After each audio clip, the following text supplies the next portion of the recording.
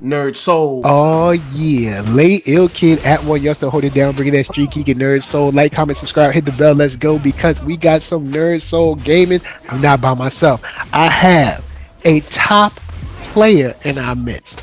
Everyone, give it up. Tip your hat. Throw them flowers for Open Mind. What's up?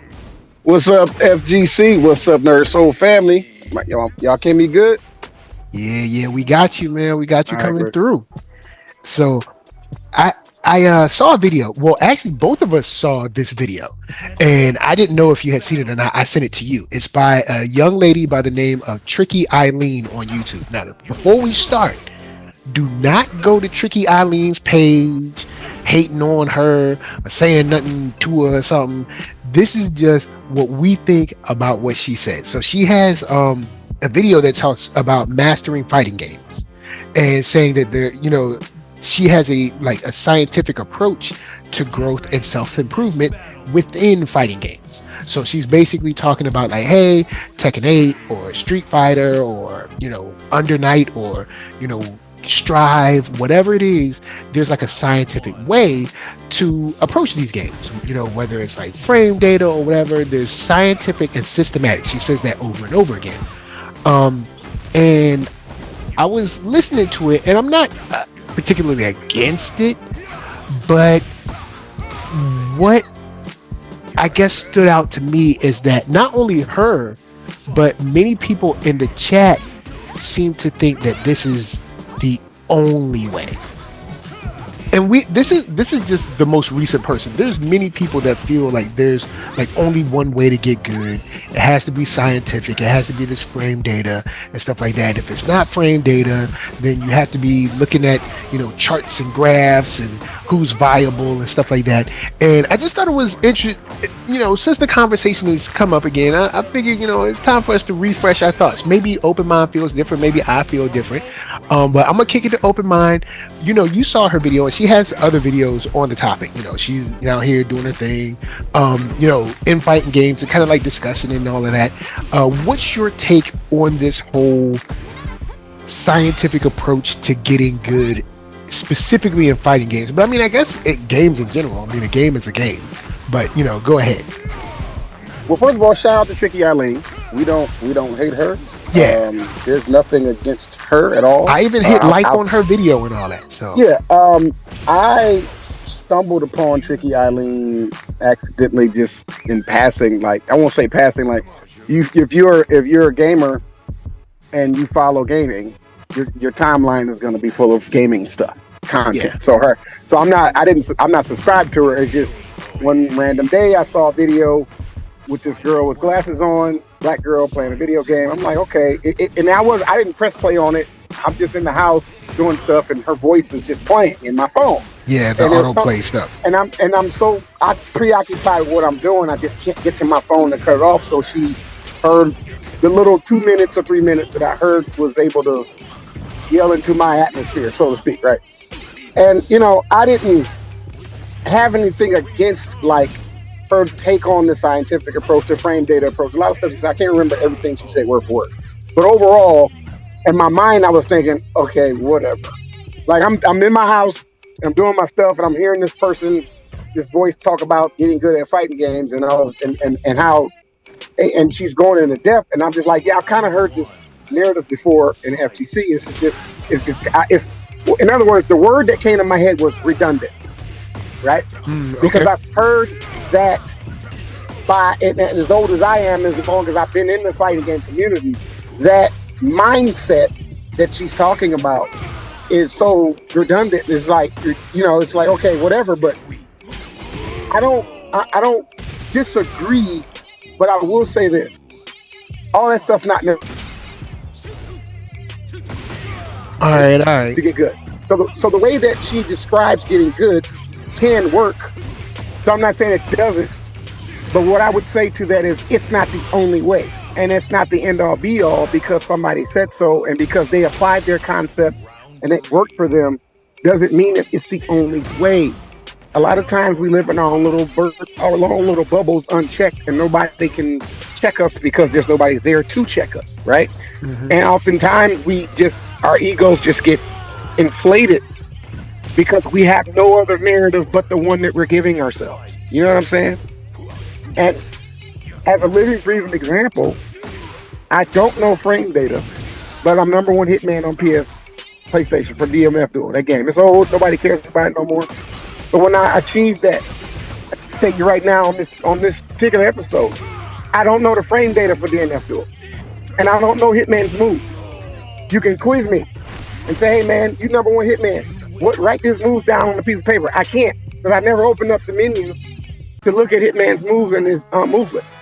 I feel the buttons, and I remember how the buttons feel, and I press those buttons. And then the next thing I know, number one hitman with all these wins. I with Rashid on Street Fighter 6. I'm master rank with Rashid, and I don't know his frame data. I don't know the name of Rashid's moves. I don't know, but yet I'm master rank. I beat a lot of pro players in a lot of games, and I still don't know the frame data for those games. And I ran into these pro players at the given times, at the times that it happened, and I beat them. As I sit here today, I don't know frame data. I don't know the numbers, I don't know the math, and I'm not interested in learning it yet. Right now, as we speak, I bought Tekken 8. I'm about to pass the mic. I bought Tekken 8 a month after it came out, because I didn't get it when it first came out, didn't have a PS5 and all that stuff. Finally got a little money, got the PS5, got the Tekken 8, and in 4 days, I'll get to Battle Ruler rank. 4 days. Now, I'm a Fujin rank with Leroy. And that's just because I've been working and I ain't had time to play it. I grinded Tekken 8 for 4 days, and I got the Battle Ruler in 4 days before I even opened up the frame data menu. Not the frame data menu, but the moves list menu for Leroy Smith. There were moves that I wasn't using on my way to Battle Ruler rank.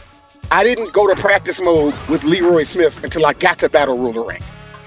Then I went to practice mode, and I was like, okay, I'm in purple ranks now. Let me go to the practice mode and really look at this guy's moves, because I haven't been looking at it. I've just been pressing these buttons at the right time, and I've been winning these fights. But let me go to practice mode with Leroy and look at his moveset, and then start applying this stuff. Then when I went to practice mode, I ranked up to Fujin. So yeah, it works, because you're going to learn some information about the character that you did not quite know. But you don't necessarily need it to be good. Pass the mic. Okay, so the problem I have with this is that the ideology around this, and this isn't just, I mean, you see it all over, all over FGC Twitter. You have to know the frame data, and this person isn't viable, and those are the same people that get angry when someone who, is not supposed to beat their character beats their character. Right.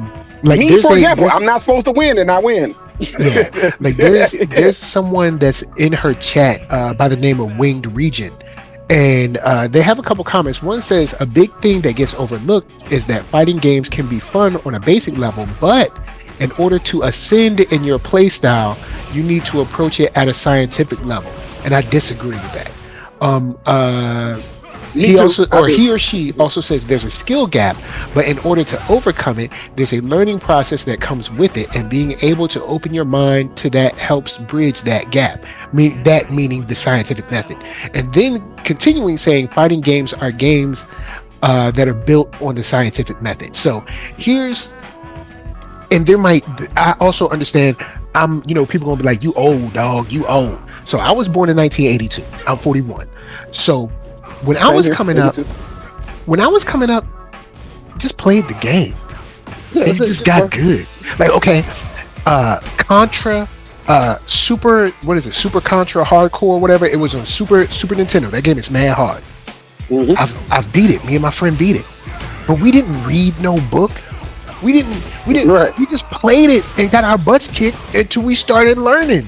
We didn't learn no frame. We didn't read the game. We didn't have the game genie or nothing. We just played it. Didn't have access to it. They didn't give us that. All we had was the cartridge. Yeah. So how can we study something we don't have access to? Yeah. So what I'm saying is, the scientific method is probably awesome. I'm not saying it's not. I'm against this idea that it's the only way. Right.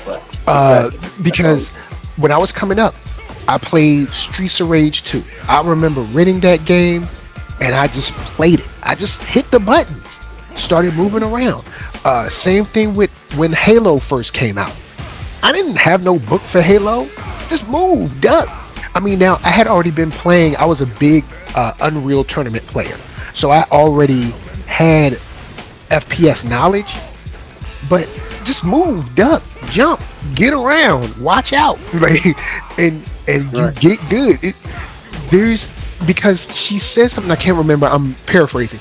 There's a statement where she talks about like playing alone isn't enough, and I'm paraphrasing, so I'm probably missing her specific words, but basically playing alone isn't enough. And I disagree, because playing alone, the game is to be played.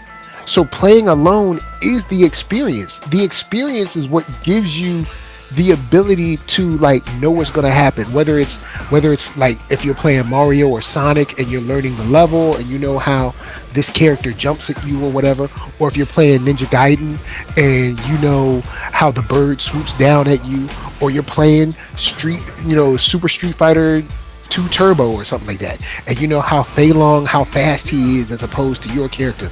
No matter what the game is, playing alone, I believe, is enough. I even think it's enough for pro level playing. Here's why, and this is in a physical mode. When I was playing basketball, I never went to the gym. I never was doing like push-ups and squats and stuff. But I was either a consistent starter or a sixth man, because I was playing basketball year round. If I wasn't playing basketball, I was playing soccer. Like year round, I had a basketball in my hand, shooting free throws or doing layups or whatever. So I was just getting good by going to different parks and winning or getting beat. I was getting toasted sometimes. I'm not as fast as everybody, but I was learning things. So the more I played, the better I got. Now, I did get to a certain age where basketball is a tall man's game. So your boy ain't tall. But playing alone is enough. It is. If you're playing seriously, regardless of the game, we're just talking about in the FGC, but regardless of the game, I mean, shoot, if you're playing Kirby seriously, you're gonna get good at it. How do you think these people are able to do speed runs and stuff?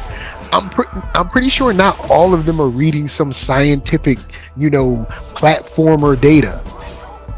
You know what I'm saying? Like when you was back in the day when you got Star Fox for the first time, you didn't download the specs or whatever. You just played Star Fox and you got good.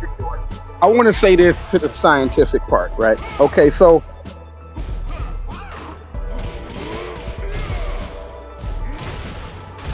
I mean I don't know, but go ahead. Oh, you dropped out. So, all right, go ahead. Can you hear me? Yeah, we got you. Now we got you. Oh, my bad. I didn't know I was dropping out. Okay, so no, what I was saying was the science part, right? I think she's misrepresenting or misusing the scientific term. And here's why. Let me tell you why. The science is in the DNA. Humans are habitual creatures, right? Human beings, we evolve by doing something repetitively until we discover a flaw or a better way to do something. So human beings will keep doing a thing, whether it's planting a crop or growing, breeding an animal. Like human beings, we're very good at evolving ourselves, right? That's what we do, we evolve. So scientifically, approaching it from a standpoint of, like you said, you was playing basketball a lot. Let me tell y'all my secret, what I do. How do I play fighting games? Like, what is it I do? Yeah, I play fighting games, but how, right? Let me give y'all my secret. I am a ranked mode crackhead, right? I am, on any fighting game, right? What do people do when they buy a fighting game? First they do, they go to practice mode, or they go to customization mode, or they go to story mode, or whatever mode they go to, right? Everybody has their thing that they do when they pick up a brand new game, or a game that's new to them, and they're gonna go play it. So what do? First thing I do is I run the practice mode to briefly familiarize myself with how the buttons feel and how the characters' moves look and feel. Not necessarily to go study some frame data. No. if I spent 30 minutes in practice mode upon booting a game up for the first time, that's about as much time I gave practice mode. I immediately jumped into the ranked mode of said game. Not casual mode. Nope. Not casual mode. Ranked mode. Why do people go to casual? Because hey, I'm not ready for rank because I don't want to disturb my rank. Because I don't want to disturb my rank. See me, I don't care about my rank. Why do I go to ranked mode? Because ranked mode of any fighting game is where you're going to learn how to play said fighting game. You're not going to learn in casuals. I don't care who you are that says that.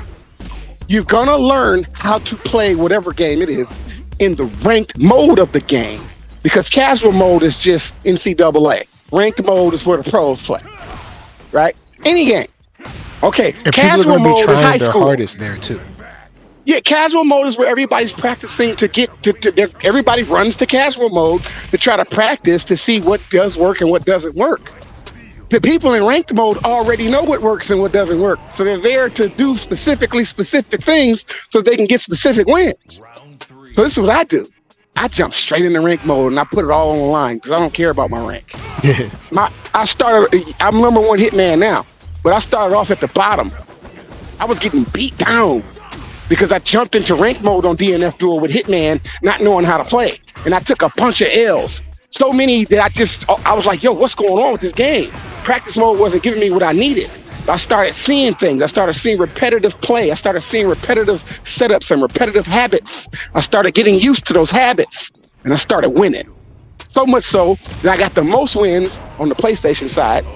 And I'm also number one hitman. So there's two goals that was reached on DNF Duel by me.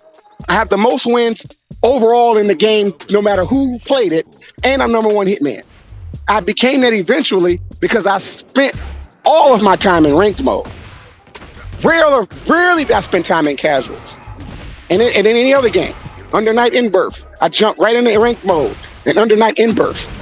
I'm on a 45 game win streak right now because I've been playing Tekken 8, so I haven't played Under Night in Birth in a while. Last fight I had, I looked at my rank. I haven't lost yet with Gordo because I was spending so much time in rank mode on Under Night in Birth 2 that I eventually I went on a 45 game win streak in rank mode, putting my rank on the line. Fought Tekken 8, jumped in rank mode, was getting beat down with Bang Away, getting beat down with Leroy. They was beating me down. My rank was on the line. My rank was suffering. I didn't care. So I was learning how to play Tekken 8. What do they do? How are they doing it? What are they doing? And why are they doing it?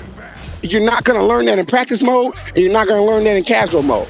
No, and now how did I jump straight to battle ruler rank in 4 days? Because in a 24-hour span of grinding and just spending all this time in rank and he's losing and taking these L's, is getting beat up. They got me in the corner. They got me in a blender. My feelings not hurt. I'm not emotional about it during when it's happened because I came there to see what they were going to do. I came to get my butt whooped. I came to take this L because I need you to be overconfident. I need you to do the ultra super combo on me so that I can see what it looks like and see it for the first time because I've never seen it before. My first time playing said game, whatever it is. I need you to do the ultra whatever that character can do on me because I don't really care. I'm going to be your training dummy in ranked mode. Here's a free win. You don't know that's what I'm doing. You just see an opponent who apparently doesn't really know how to play. And you're going to take advantage of that free win. Here's what y'all don't get. I'm going to pass the mic. I play the Jedi mind trick with y'all egoistic players. I come to give you the free win so that you can teach me how to play. And then the next time you see me, I beat you down and I clip it and I tag you and I show your followers. And y'all don't understand. You a scrub open mind. No. The first time you came to me, I hadn't know how to play the game yet. You did all your super, extra, super, ultra stuff on me. You tried to embarrass me, and I learned. And now that you saw me again under a different name, open mind, because sometimes I play under my ghost account, and y'all don't know it's me playing. And you're never going to know it's me, because I'm not going to tell you the ghost account name. I go under my ghost account on my PSN, and I take a bunch of L's on said game. It's like Naruto and a shadow clone. He sends a shadow clone out. The shadow clone gathers information and brings it back to the real Naruto. Open Mind 82 is the real Naruto. But I send my shadow clone out on my PSN on these fighting games, and I put the rank on the line. I let y'all beat me down. And I bring that information back to the real Naruto, and I come back Hokage on y'all, Open Mind 82. Passing the mic. All right, well, I'm gonna jump in this too. The scientific method, I'm not particularly against it. I don't think it's the only way, and the reason I think there's a problem with going by the idea that it is the only way, or I think the statement that I'm about to say comes from the ideology that the scientific method is the only way. Here's the statement. He's playing so random. Is it that he's playing randomly, or is that your scientific method has told you that this character should only do this? And then since this character should only do this, then I only have to respond in this or that way. And the ways that I can respond is A, B, and D, and E. But now when someone comes in and doesn't fight how you want them to fight due to your scientific training, now all of a sudden it's their fault. Right. They're not doing the thing that you calculated for them to do. Yeah. They're not doing the thing that you want them to do. Because you want them to do X, Y, Z so that you can do ABC, but then they come in and you're like, oh, they did TUV. I don't know what to do. Now I'm getting beat. Oh, they're so random. They're just mashing. Well, we're all mashing. All of us are mashing buttons. That's what we do. We're mashing that button down. That's all. That each and every one of us. And I think that idea for the scientific method pushes you into a box where you're not able to be fluid, and you need to be like the nature of water, especially in fighting games. But what's wrong with being random? Why is it frowned upon? And you know I love being random because, like, in Strive, Faust is my favorite character. Because that's pretty much what I do. I open up a game and I'm like, okay, who's the weirdest looking character? And, like, what can they do? And I was like, yo, Faust is kind of cool. He got sneakers on. He got a bag on his head. I recommended Faust to you. But yeah, you're right. My rhetorical question to the FGC, when y'all hear this, comment in the comment section. Answer me this. It's a rhetorical question that I want you to answer. Okay? What's wrong with being random? It's a fight. Okay? A fight is not supposed to happen the way you think it's supposed to happen. Nope. That's what's wrong with y'all frame data heads. That's what's wrong with y'all. Mike Tyson said it best. Everybody has a plan until they get hit in the face. Everybody got a plan until they get punched in the face. I don't care about your scientific frame data numbers that you added up. I'm not saying that they don't like hold any weight or nothing like that. They're there for a reason. But here's the thing. Frame data is still a new concept. Oh, you dropped out again.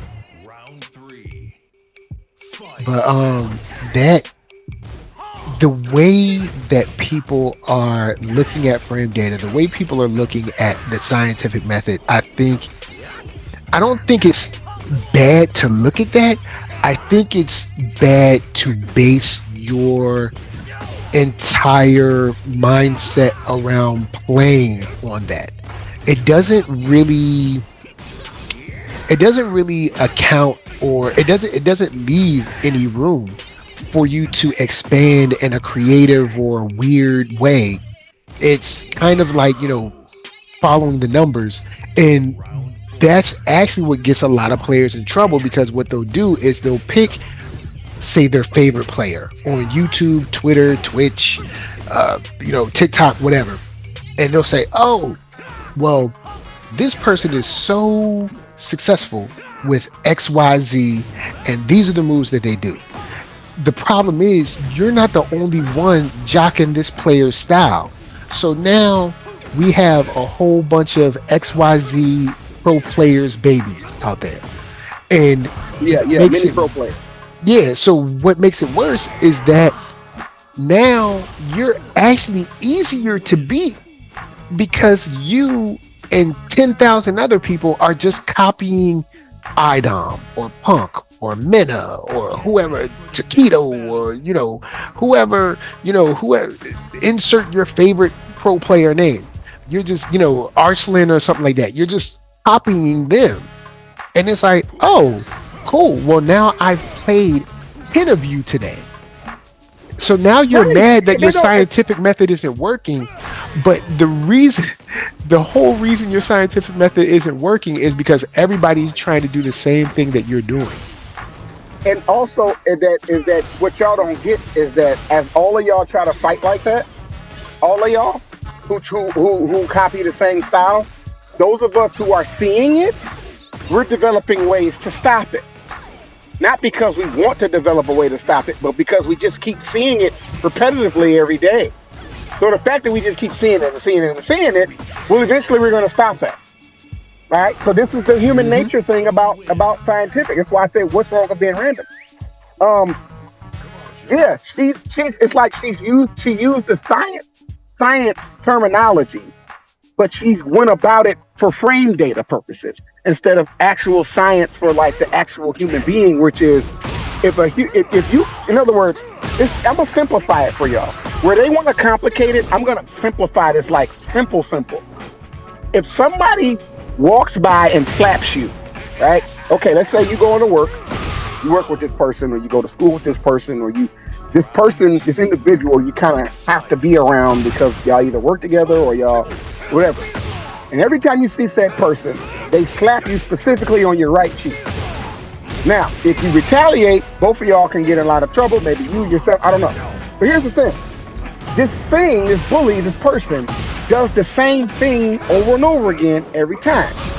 And so it's like, okay, God dang it, it's Wednesday. I gotta deal with this guy again. I gotta get this guy. So eventually you're gonna start developing ways to stop said person from slapping.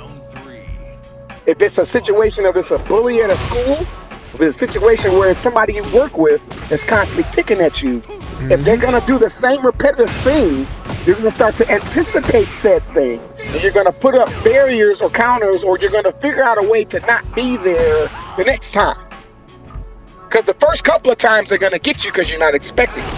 But if they're gonna keep doing it, whatever it is, you, the human being, are gonna eventually, all right, every time I go down the woods to stand next to that tree, something happens. Well, let me go down that woods and go to the other tree and see what happens, right? Because eventually you're just going to do something different, like slightly deviate to the left, deviate to the right, just to see what happens, because you're a curious, intuitive human being, and you're going to get a win off of these people who came at you with the same combo. So while you learned the frame data of said combo, so I'm bringing it back full circle, y'all. While you sit there and apply these scientific frame data concepts where you've added the numbers together in your calculator and did the equation, you have to take into account, because even scientists will tell you, the anomalies, the randomness. The universe is random. A fight is random. Any fight, real life or virtual, is random because of the human beings controlling the characters. What everybody keeps missing is the fact that human beings are in control of the avatar. The avatar itself isn't controlling itself. The AI is only going to go as far as the human being allows. So you can set the AI to automatically fight and then take your hands off the controller. But the AI is only going to go as far as the data allows it to. As soon as the human being takes over, now the AI is no longer in control. The human being becomes random because you don't know what the human being is going to do. AI is reading code. Human beings are random in their thought. You don't know what the human being is thinking. So here's the thing. As you human beings come at each other with these combos that are staying repetitive, the human being that you're fighting is going to eventually adapt to you. You're going to beat them, of course, because they wasn't ready for that thing you did. But if you come at them with the same thing you did the last time you fought them, or the last whatever, and that's all you do, and every time y'all fight, you do the same specific thing because the frame data says to do this, because if I do this, then the frame data says that you can't move, and then I'm in block stun, and you're in block stun, and the frame data puts me in these situations that I have the advantage. Yes, if you put yourself in a situation. What if I'm not standing where you need me to stand to put you in that situation? What if I am not behaving in such a way that allows your frame data to even apply? What if I'm being the anomaly that Neo is in the Matrix, and I am just going against all probabilities because I'm a human, unpredictable. Predictable, unpredictable.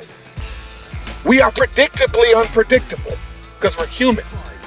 So while frame data will take you so far, your humanity will always take you further because you're constantly evolving, whereas the AI is stuck at the last update. Passing the mic. Word up.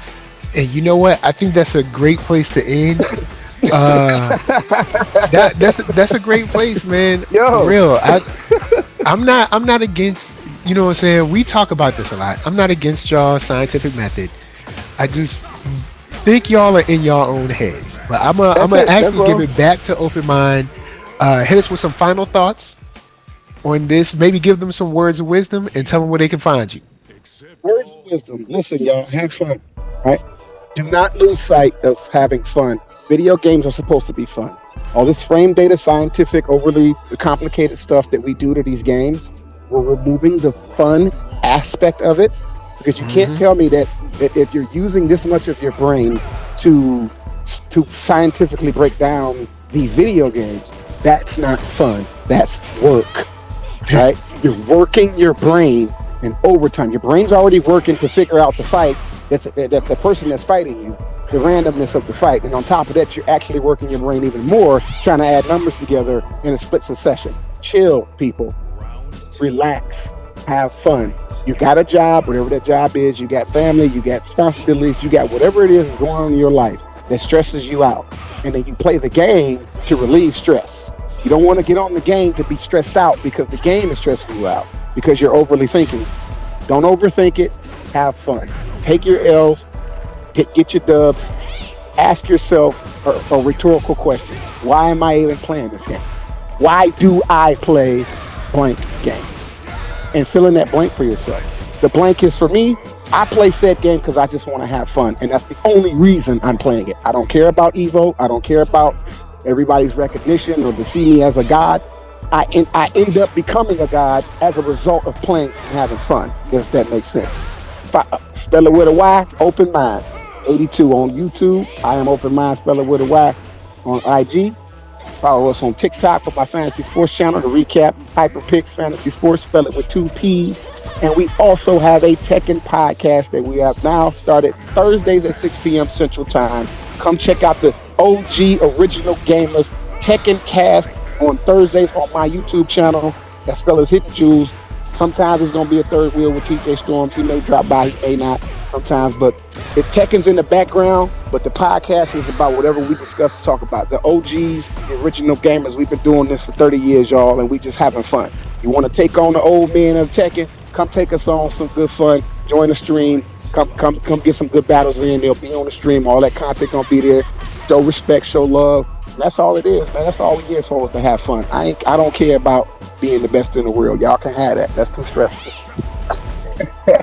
Oh boy. All right, that's what's up. I guess I'll say one thing. I'll say is I want you people that are like super frame dated out, you know, scientific method out. I want you to grab 1 or 2 of your friends, order some pizza, and just play a game.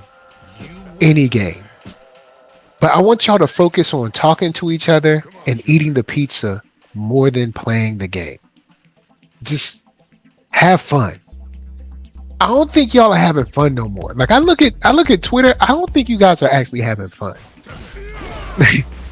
Like I think that's one of your issues. I don't think y'all are actually having fun no more.